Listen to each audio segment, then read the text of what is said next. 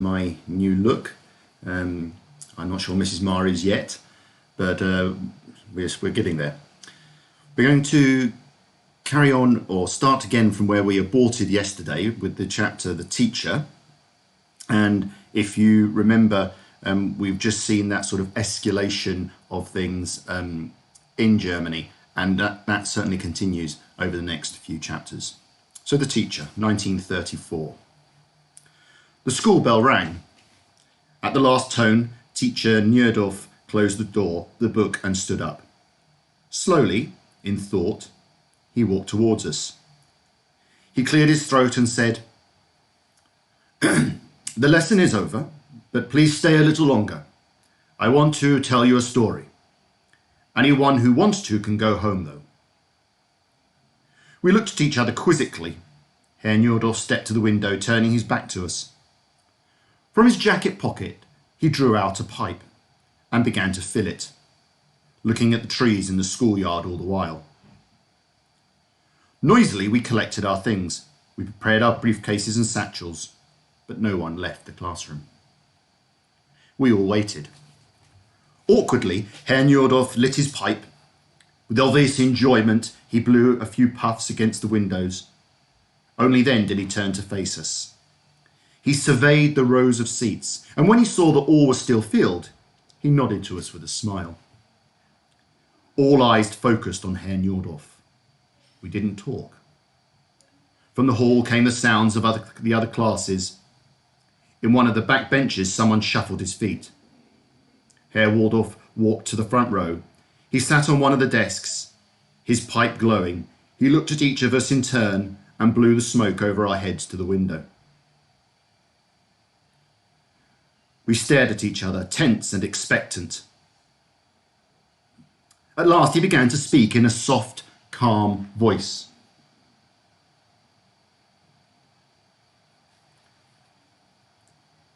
"Lately, we have heard a lot about Jews, haven't you?" We nodded. "Well, today I also have a reason to talk to you about Jews." We leaned forward to hear better. A few propped their chins on their school bags. There wasn't a sound. Herr Neudorf directed a blue cloud of sweet-smelling smoke up to the ceiling. After a pause, he continued. 2,000 years ago, all Jews lived in a land which is now called Palestine. The Jews call it Israel. The Romans governed the country through their governors and prefects. But the Jews did not want to submit to foreign rule, and they rebelled against the Romans. The Romans smashed the uprising, and in the year 70 after the birth of Christ destroyed the Second Temple in Jerusalem. The leaders of the revolt were banished to Spain or the Rhineland. A generation later, the Jews dared to rise again. This time the Romans razed Jerusalem to the ground, and the Jews fled or were banished. They scattered over the whole earth. Years passed, many gained wealth and standing, and then came the Crusades. Heathens had conquered the Holy Land and kept Christians from the holy places. Eloquent priests demanded the liberation of the Holy Grave. Inflamed by their words, thousands of people assembled. But some declared, "What is the use of marching against the infidels in the Holy Land while there are infidels living in our midst?" Thus begun the persecution of the Jews. In many places they were herded together. They were murdered and burned. They were dragged by force to be baptized.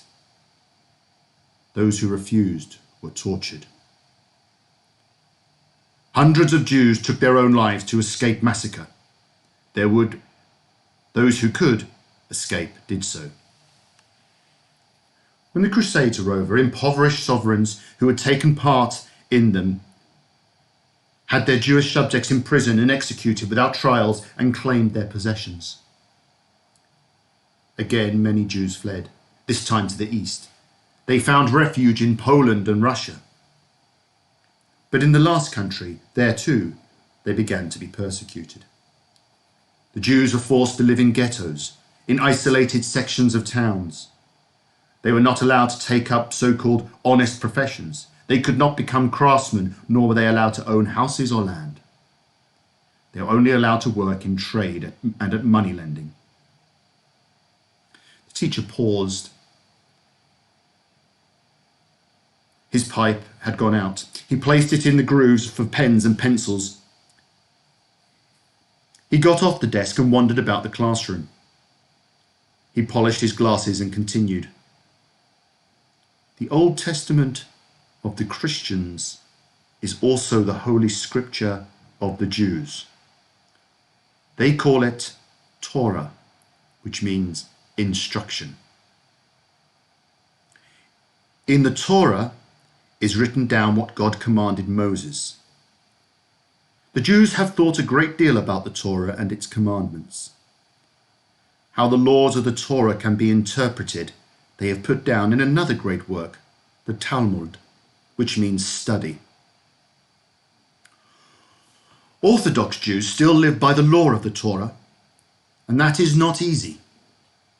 The Torah, for instance, forbids the Jew to light a fire on the Sabbath or to eat the meat of unclean animals such as pigs. The Torah prophesies the Jews' fate. If they break the holy law, they will be persecuted and must flee until the Messiah leads them to their promised land. Because Jews do not believe Jesus to be the true Messiah, because they regard him as an impostor like many before him, they crucified him. And to this day, many people have not forgiven them for this. They believe the most absurd things about Jews. Some only wait for the day when they can persecute them again. There are many people who do not like Jews. Jews strike them as strange and sinister. They believe them capable of everything bad just because they don't know them well enough. Attentively, we followed the account. It was so quiet that we could hear the soles of Herr Nurdel's shoes creak. Everyone looked at him. Only Friedrich looked down at his hands. Jews are accused of being crafty and shy. How could they be anything else? Someone who must always live in fear of being tormented and hunted must be very strong in his soul to remain an upright human being. It is claimed that the Jews are avaricious and deceitful. Must they not be both? Again and again they have been robbed and dispossessed. Again and again they had to leave everything they owned behind. They have discovered that in case of need, money is the only way to secure life and safety. But one thing even the worst Jew haters have to concede. The Jews are a very capable people. Only able people can survive 2,000 years of persecution. By always accomplishing more and doing it better than the people they lived among, the Jews gained esteem and importance again and again. Many great scholars and artists were and are Jews. If today or tomorrow you should see Jews being mistreated, reflect on one thing. Jews are human beings. Human beings like us.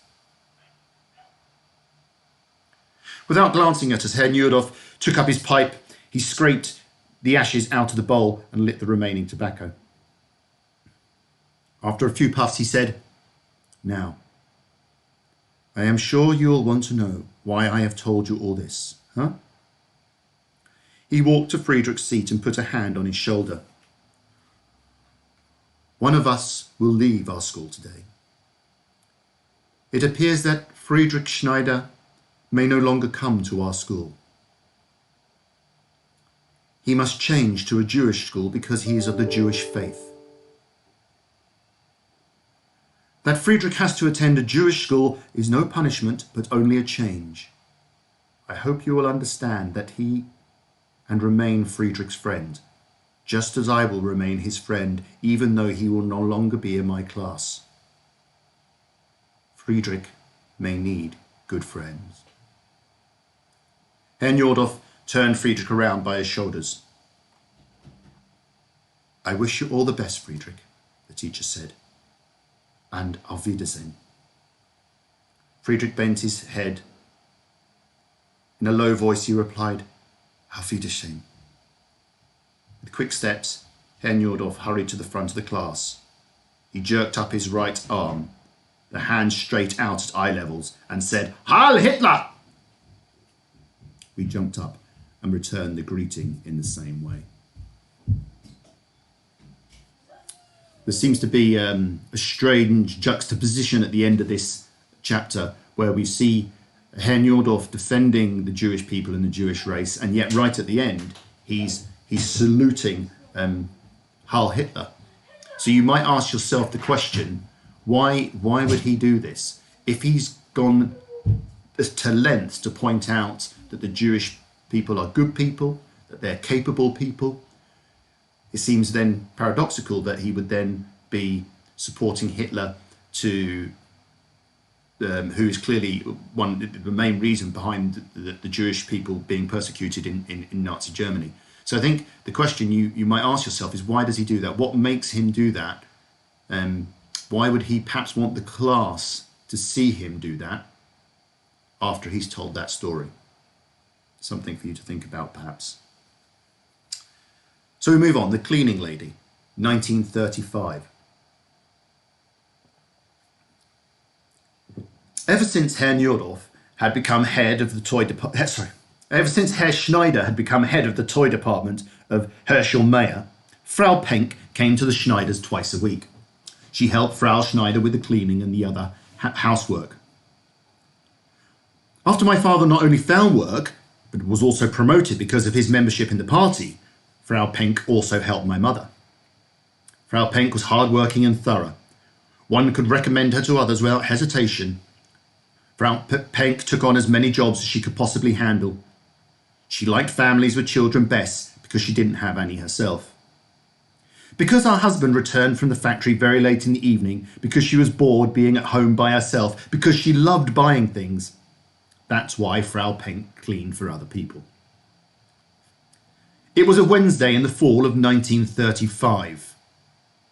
I was doing my homework and Frau Penck was cleaning our windows when the doorbell rang. I heard Mother going to the door and then Frau Schneider's voice asking for Frau Penck. Frau Penck heard this too. She had put down the window cloth when Mother returned to the room with Frau Schneider and Friedrich. I wanted to see you, said Frau Schneider, and held out her hand to Frau Penck. I wanted to ask if you could please come a little later on Friday. I have to take Friedrich to the doctor, you see, she added, and only then asked, Is that all right with you, Frau Penck? Frau Penck looked upset. She had taken a handkerchief from her apron pocket and was twisting it between her fingers. She kept her eyes on the handkerchief, and after a while she said, I would have come up later because I wanted to talk to you anyway, Frau Schneider. She paused, then looked straight at Frau Schneider and said, You know, Frau Schneider, you must understand that my husband thinks, you see, I've really enjoyed working for you, and I like Friedrich so much, you see. Frau Schneider blushed furiously. She lowered her head, her hands played restlessly with her coat buttons. She breathed quickly. Puzzled, Mother looked at Frau Schneider and at Frau Penck. It was clear from her face that she didn't understand what was going on. Frau Penck pulled Friedrich to her. She put her arm round his neck, pressing him tightly against her, while her left hand continually smoothed her apron. Equally puzzled, Friedrich stared at his mother, then at Frau Penck. Frau Schneider lifted her head.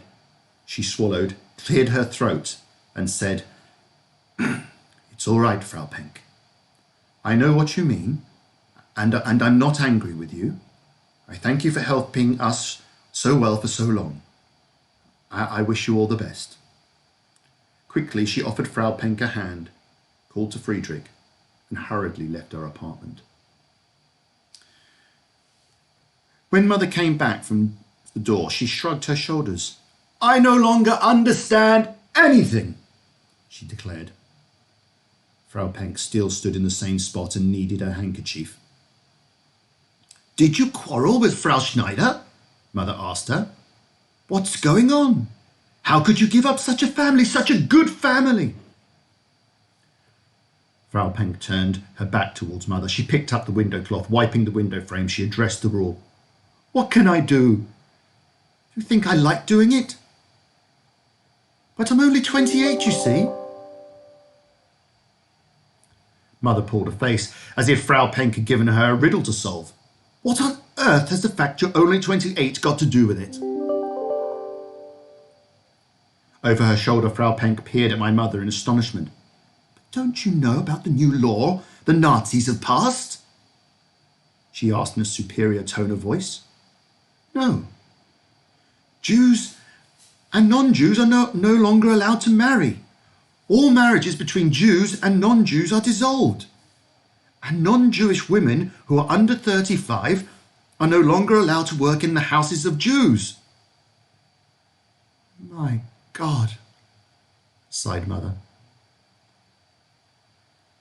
"Last week," Frau Penck went on, "I saw a young woman being paraded through town. Around her neck she wore a sign that said, 'I deserve a beating from you because I love a Jew.'"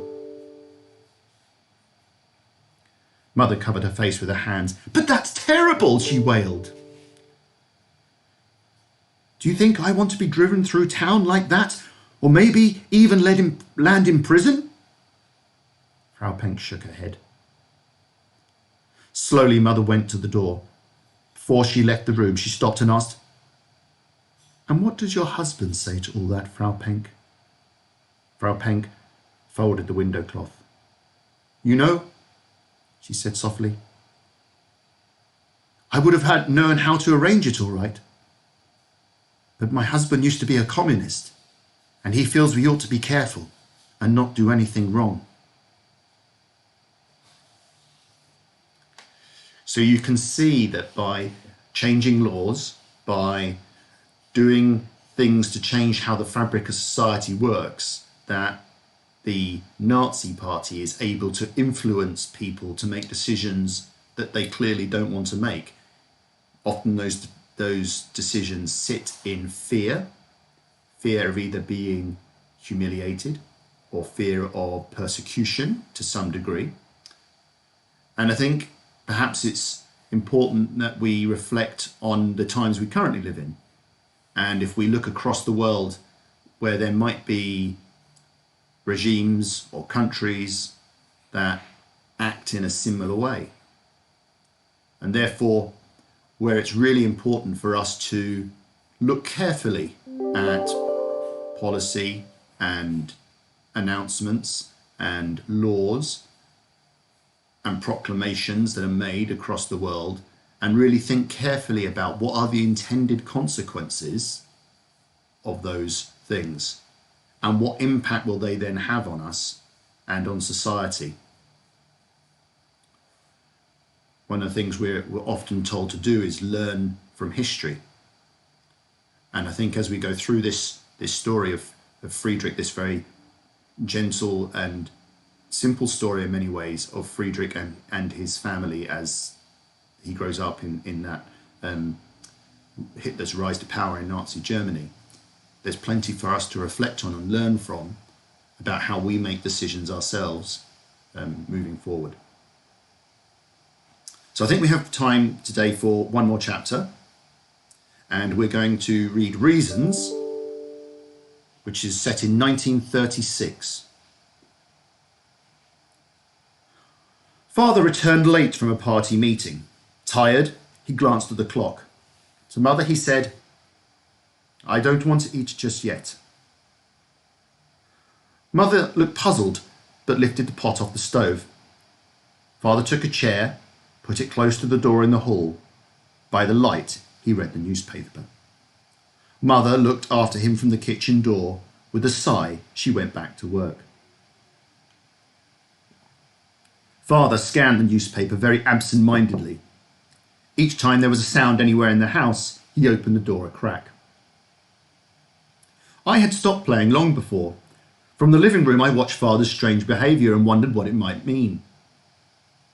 When he recognised Herr Schneider's footsteps on the stairs, my father wrenched open the door. He flung the newspaper to the floor and stepped out onto the landing. Herr Schneider was climbing the stairs slowly, Friedrich at his side.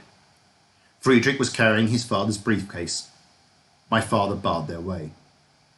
Both looked at him in astonishment. "Herr Schneider," Father said in a muffled voice, "may I ask you to come in for a moment?" Herr Schneider asked, "Can Friedrich come too?" Father agreed. He led them both into our living room. He offered Herr Schneider a seat by the window, assigning Friedrich to me. Friedrich and I quietly played dominoes in the corner by the stove. Father gave Herr Schneider one of his good Sunday cigars. He lit a cigarette for himself. The two smoked in silence for a while before they began. "I find it difficult, Herr Schneider," Father murmured, finally. Then he said in a slightly louder voice, "May I speak freely and openly?" He looked Herr Schneider straight in the eye. Herr Schneider's face had grown very serious. At first, he hesitated. "I beg you to," he finally replied. The hand holding the cigar trembled slightly. Specks of ash floated onto his trousers and the floor. Guiltily, Father looked at the floor. In a whisper, he told Herr Schneider, "I have joined the party." Equally softly, and in a voice that sounded a little disappointed, Herr Schneider returned, "I know." Surprised, Father lifted his head. "Your son has told me," Herr Schneider explained, and his voice was sad. "I would have guessed it anyway." Father looked at me reproachfully. He puffed at his cigarette. Quietly, he went on. "You must understand, Herr Schneider, that I was out of work for a long time, and since Hitler's in power, I have work again, better work than I ever hoped for. We are doing well." Herr Schneider tried to break in. Soothingly, he said, You do not have to apologize. Really, you don't." Father brushed this aside. "This year, for the first time, we can take a vacation trip together," he went on, "through the party travel bureau. In the meantime, I've already been offered another good position, and all because I'm a member of the party. Herr Schneider, I've become a member of the NSDAP because I believe it's of advantage to my family and myself." Herr Schneider interrupted my father. "I understand you very, very well.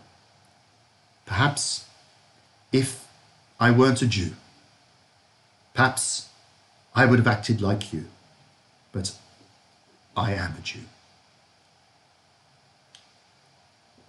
Father lit another cigarette. I don't by any means agree with the party in everything it does and demands. But then, Herr Schneider, doesn't every party and every leadership have its dark side? Herr Schneider smiled painfully. "And unfortunately, I stand in the shadows this time." "That's why I've asked you to come in, Herr Schneider." Father again took up the conversation. That's what I wanted to talk to you about." Herr Schneider said nothing. He just looked at Father. There was no sign of fear in his eyes. His hand no longer trembled, and he breathed evenly. He smoked his cigar with obvious enjoyment. Friedrich had put the dominoes aside long ago. He was listening intently. His eyes seemed incredibly large, but one could easily believe they were looking at something far away. He seemed to not notice that I was there. I listened too, even though I didn't understand everything. I was touched by the seriousness of their conversation. "You know, Herr Schneider," my father began again, "I went to a party meeting this afternoon. And such meeting, one gets to hear a lot about the plans and aims of the leadership, and if one knows how to listen properly, one can add quite a bit besides. I want to ask you, Herr Schneider, why are you and your family still here? Herr Schneider looked astonished, but Father was already going on. Many of those who share your faith have already left Germany because life was made too hard for them here. And it would only get worse. Think of your family, Herr Schneider, and go away.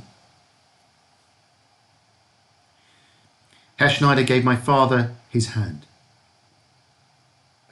I thank you for your frankness, he said, and I appreciate it fully. You see, I too have wondered if it wouldn't be better to flee Germany. There are reasons against it. Excitedly, my father interrupted. Everything points towards you going today rather than tomorrow. Why can't you grasp that, Herr Schneider? My father lit his third cigarette. Usually he smoked no more than 5 cigarettes during the whole day. These are my reasons, Herr Schneider continued. I am German. My wife is German. My son is German. All our relatives are German. What could we do abroad? How would we be received? Do you seriously think they like us Jews better elsewhere? And anyway, it will all quiet down eventually. Now that the year of the Olympics has begun, we're hardly bothered. Don't you agree? Flicking off the ash, Father broke his cigarette. At once he pulled another from the pack. He listened to Herr Schneider with a sceptical expression, then said, Don't trust the peace, Herr Schneider. There have been prejudice against us for 2,000 years, Herr Schneider said. No one must expect this prejudice to disappear in half a century of living together peacefully. We Jews must learn to accept that. In the Middle Ages, those prejudices threatened our lives. Human beings must surely have become a little more reasonable by now. Father frowned. You talk as if all you had to fear was a small group of Jew haters. But your opponent is a government. Father turned the cigarette between his fingers and took another puff. But surely that's our good fortune, retorted Herr Schneider. Our freedom may be curtailed, we may be treated unfairly, but at least we don't have to fear that the people will murder us pitilessly. Father shrugged. Are you going to accept slavery and injustice? Herr Schneider leaned forward. He spoke calmly and with assurance. God has given us Jews a task. We must fulfill that task. We have always been persecuted, ever since we were exiled. I have given much thought to this lately. Perhaps we'll manage to put an end to our wanderings by not seeking flight anymore, by learning to suffer, by staying where we are. Father put out his cigarette. I admire your faith, Herr Schneider, he said, but I cannot share it. I can't do more than advise you to go away. Herr Schneider stood up. What you envisage cannot be, not in the 20th century. But I thank you for your frankness and for your concern for us. And again he shook hands with my father. Father accompanied him to the door. Herr Schneider motioned to Friedrich. In our hall they stopped again. And if you should turn out to be right after all, Herr Schneider said in a very low voice, may I ask you to do something? Father nodded. If something should happen to me, he said, and it came out faintly and haltingly, if something should happen to me, please look after my wife and son. Father felt for Herr Schneider's hand and pressed it hard. Of course, now with the benefit of hindsight and we understand history, we realise that Herr Schneider's optimism and faith in this case was misplaced. But as we read through that text of that chapter, there are some things that are hinted at that might happen later in the story. And there is a term in English that we would use when an author hints at something that will happen later, and it's called foreshadowing. So one of the things you might want to do in your own time is go back through that chapter, or indeed any of the chapters that we've read to date, and see if you can find any examples of foreshadowing where something is hinted at that will happen later in the story. Thank you very much for listening again today. I hope all your studies go well this morning, and I look forward to seeing some of you hopefully at the food bank on Thursday. Take care.